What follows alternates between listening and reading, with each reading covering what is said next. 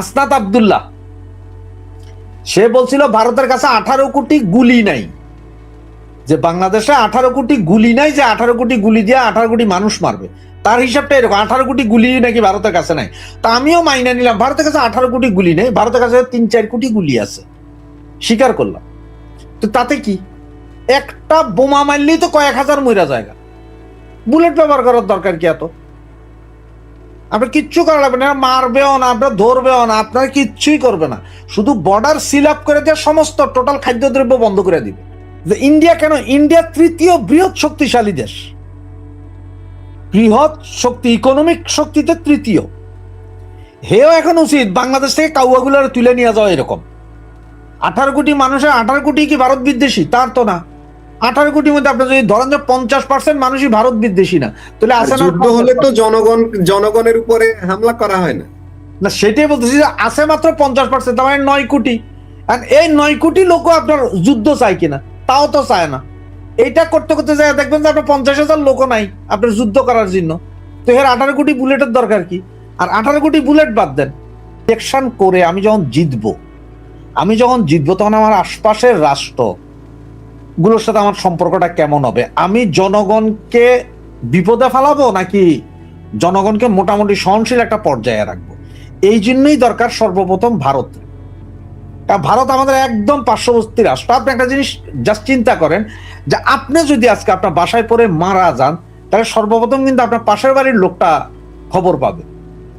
আপনার উত্তর কোণার লোকে খবর পাবে না, দক্ষিণ কোণার লোক খবর পাবে না। আপনার বাড়ি হয়তো ঢাকায়, আপনার এই আত্মীয় স্বজন চট্টগ্রামে আসে, তারা আসার আগে আগে দেখবেন যে আপনার আশপাশের বাড়ির লোকজন খবর পেয়ে ওরা দাফন কাফনের ব্যবস্থাটাও করে ফেলছে।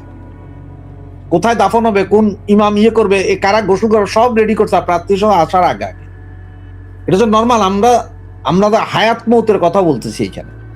ঠিক তেমনি একটা ইলেকশন করে একটা সরকার আসতে গেলে সেও চিন্তা করে যে আমার পার্শ্ববর্তী রাষ্ট্রের সাথে আমার সম্পর্কটা কেমন হবে, আমার পার্শ্ববর্তী রাষ্ট্রটা সে কেমন চায় বা কি চায়, সে আমার কোনো ক্ষতি করতে পারে কিনা, না আমার দ্বারা সে ক্ষতি হলে সে কোনো রাগ করে কিনা, এগুলো সব কিছু মিলাইয়া একটা পরিস্থিতি আছে। আর ভারত যেহেতু বৃহৎ একটা রাষ্ট্র, বৃহৎ ইকোনমি, বৃহৎ রাষ্ট্র, অনেক ইনভেস্টমেন্ট আছে তাদের আমাদের দেশেও, আবার আমাদেরও অনেক স্বার্থ জড়িত ভারতের সাথে।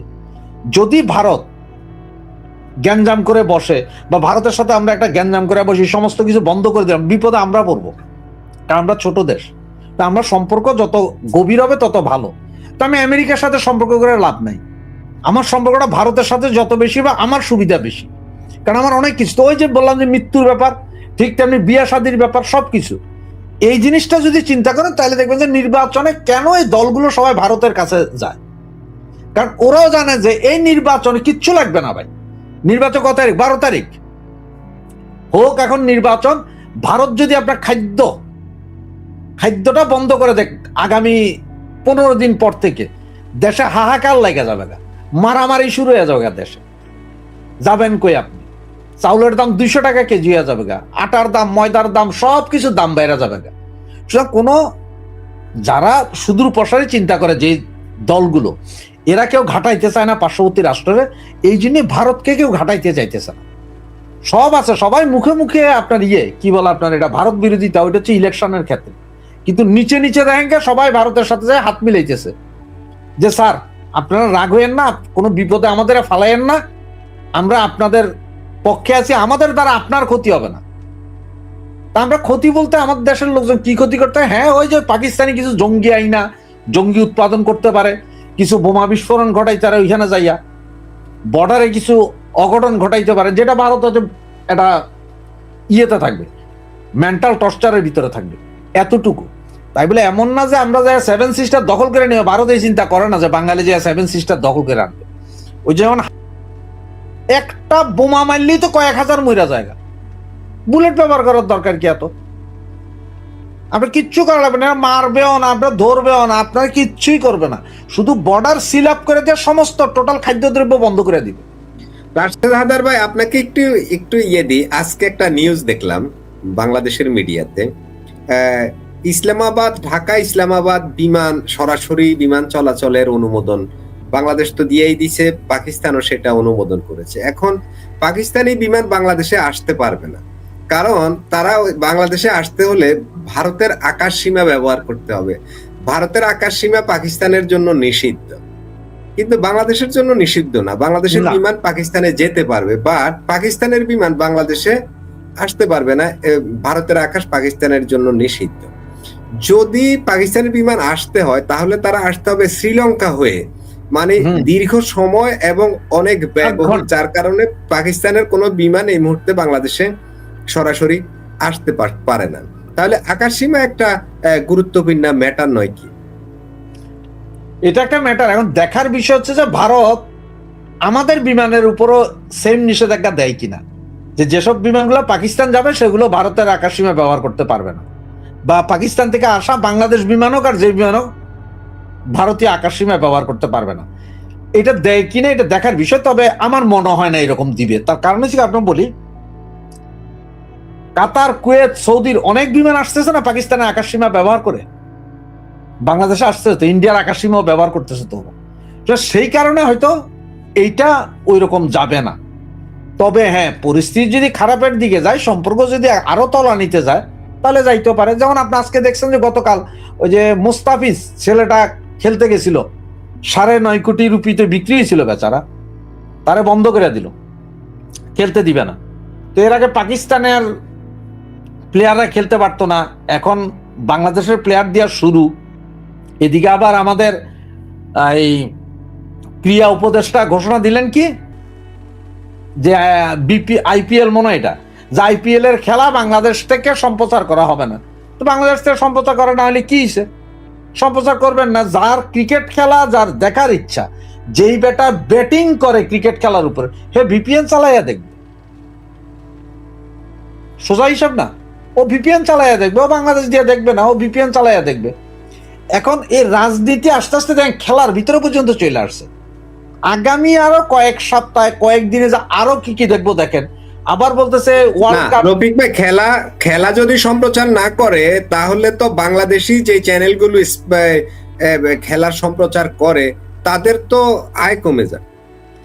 তাদের আয় কমে যাবে না, তাদের আয়ই বন্ধ। এটা কিনছে না, টাকা অলরেডি দিয়ে দিছে না।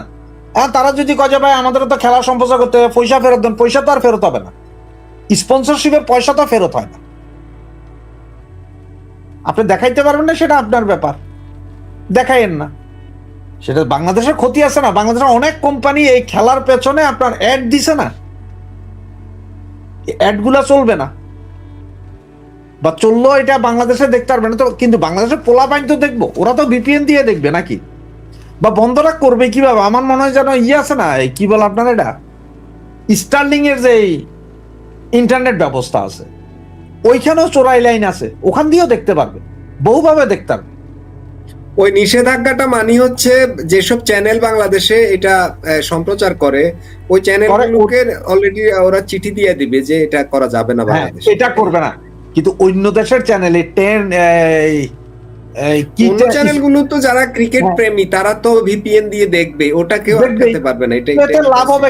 লাভটা হইলো কার? যে আবার বাংলাদেশ বলতেছে এখন বিশ্বকাপেও খেলতে যাবে না টি-20 ম্যাচে। তা আপনি যদি খেলতে না যান, আপনার সমস্যাটা কার? আপনি কি পাকিস্তানের মতো শক্তিশালী দল, অস্ট্রেলিয়ার মতো শক্তিশালী দল, বা আপনি সাউথ আফ্রিকা, তারপরে আপনি শ্রীলঙ্কার মতো শক্তিশালী দল তো আপনারা না, বাংলাদেশ না। আপনি 10টা খেলার মধ্যে 9.5 খেলায় হারেন, আধা খেলায় জিতেন, তাও ঠাডা পরে বগ মরে ফকিরের কেরামতি হয় এরকম। তো এখন আপনি রাশেদ হায়দার ভাই, এইখানে একটা বিষয় আছে। এটা কি অন্যায় নয় যে একটা ছেলে ওখানে খেলবে, তার সাথে কন্টাক্ট হয়ে গেছে, সব ঠিক আছে, সে ওখানে অলরেডি আছে, সবই ঠিক আছে, এখন তাকে নিষিদ্ধ করার জন্য এইভাবে ক্লাবকে চাপ দেওয়া, এটা অন্যায় না? এটা কি ঠিক? ভাইজান, আপনি আমারে সারাদিন ভর গাইল দিবেন, সকালে ঘুম থেকে এটা তো ওর দোষ না, এটা তো এর জন্য তো ও দায়ী না। একটু দাঁড়ান, আপনি সকালে ঘুম থেকে উঠে গালি শুরু করবেন, শোয়ার আগ পর্যন্ত স্বপ্নেও আমারে গাইল দিবেন, ওর দোষ না মানে কি? এখন তো দোষ তো বাংলাদেশের প্রতিটা মানুষের। যেখানে আপনার একটা গভর্নমেন্ট পুরা ফর্ম, এই উপদেষ্টা পরিষদ, তারাই ভারত ভাগ করে দিতে চায়, তারাই 7 সিস্টার ভাগ করে দিবে। কেমনে জানেন যে এই মুস্তাফিজ ব্যাটের মধ্যে বোমা নিয়ে যাবে না? সে তো ওই ব্যাডের ভিতরে কাইটা ভিতরে বোমা বসায় সিল আপ করে লইয়া যাইতে পারে, হেঁটে যা ফাটাই দিব স্টেডিয়ামে, 500 লোক মারা যাইব, হইতে পারে না। এখন আপনি তো কইলেন যে ভাই এটা তো ওর দোষ না, ও যে এটা করবে না তার প্রমাণটা কি? মোস্তাফিজ যে বোমা নিয়ে যাবে না, না এইটা হতে পারবে না। কারণ কেন পারবে? ওই খেলাগুলো বা ওরা যেভাবে করে এটা অনেক সুরক্ষিত এবং হাই আমার কথা তো কেন পারবে না? আপনি না এটা সম্ভব না, এটা সে একজন খেলোয়াড় এইখানে না না ভাই, এটা খেলোয়াড় কেন? খেলোয়াড় কেন? এখানে সে একজন খেলোয়াড়, আর ডাক্তার ইউনূস একজন নোবেল লরিয়েট। সে কিভাবে বলে যে ভাইঙ্গা দুমু? সে আবার এই যে গত পরশুদিন মনে হয় বলছে যে অজিত দোভালকে সে দেখে নিবে,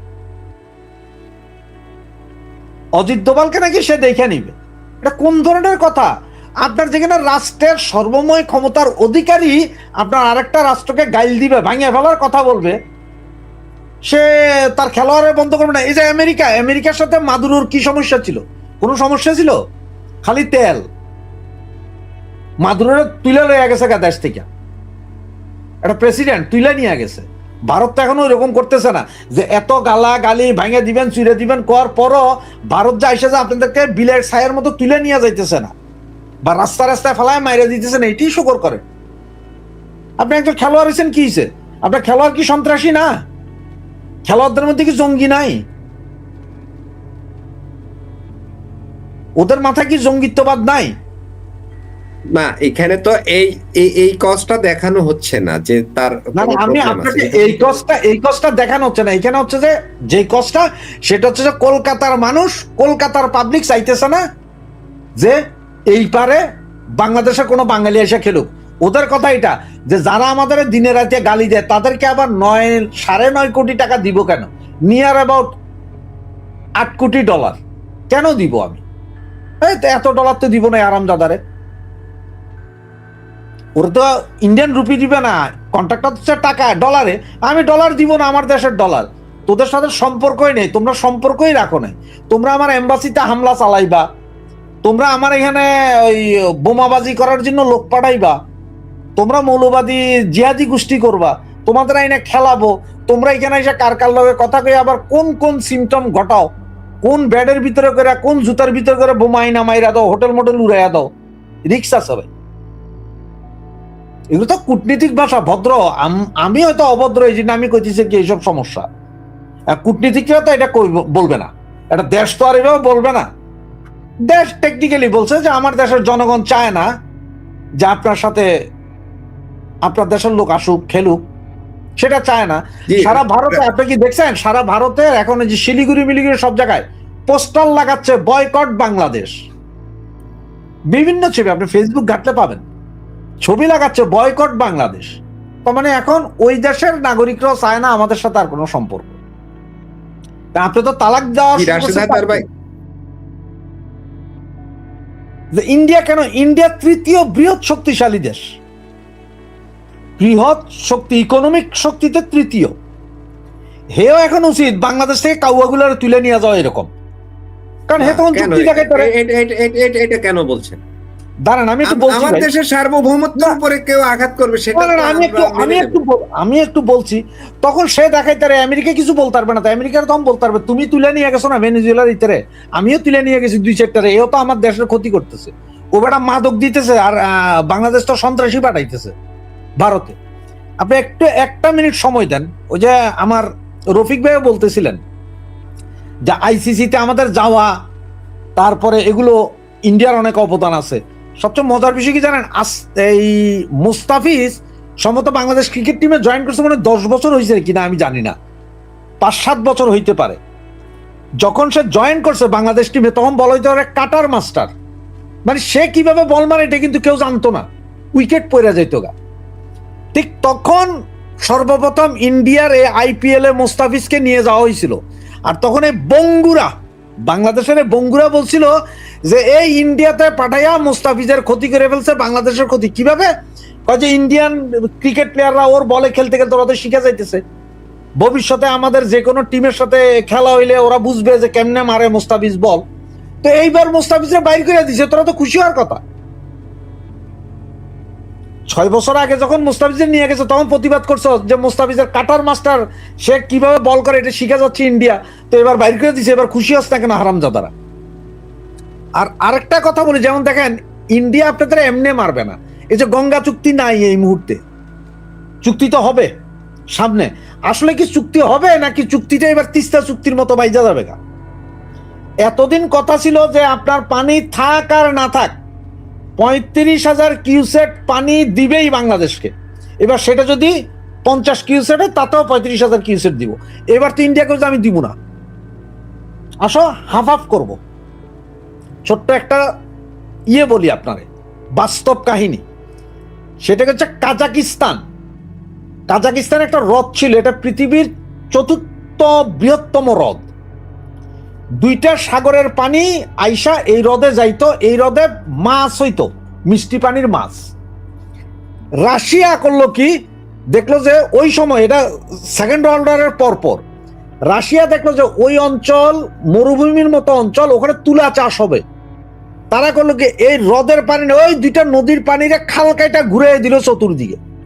ওই অঞ্চলে ব্যাপক তুলার উৎপাদন হইল। কিন্তু 3 বছরের মাথায় হ্রদ শুকাইয়া 20 ভাগের 1 ভাগ চলে আসছে। এখন যখন এইটা আসছে, ওই যে কেমিক্যাল, তারপরে হাঙ্কি ফাঙ্কি সবকিছু মিলে ওইটা হয়ে গেছে আপনার যে অ্যানথ্রাক্স ম্যানথ্রাক্স রোগ যেগুলো আছে, এগুলো সবগুলোর উৎপাদন শুরু হয়ে গেল ওইখানে। ইন্ডাস্ট্রি হয়েছিল ওইখানে, সব বন্ধ হয়ে গেল পানি। এখন ইন্ডিয়া যদি বিভিন্ন নদী, অভিন্ন নদী যেগুলোর পানি এসে আমাদের দেশে পড়ে, এরা বাধা না দিছে ফারাক্কায়, যেখান থেকে হয় সেখান থেকে পানি যদি খাল কাটটা যদি অন্যদিকে, ইন্ডিয়ারও তো মরু অঞ্চল আছে না বহুত, কোনো না কোনো নদীর সাথে মিলে যদি তারাও মরু অঞ্চলগুলো ঠিক করে, তা আপনি পানি পাবেন কই? আপনারা ওই যে শেখ মুজিব একটা কথা